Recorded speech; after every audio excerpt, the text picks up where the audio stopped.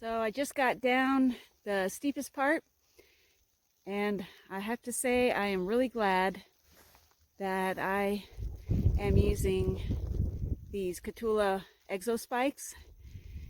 There's just, I don't know, maybe a couple inches of snow on the ground, and that is enough to make things really slick. It's probably around freezing, maybe a little above freezing right now, and so the snow is very wet.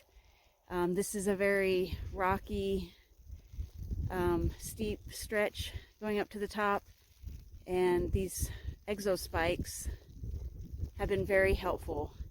They were helpful going up, but they're more helpful coming down, because I could see myself taking a spill for sure without them. Of course, I am using my trekking poles as well. That's just giving me some stability, but I think the spikes are just what I needed today.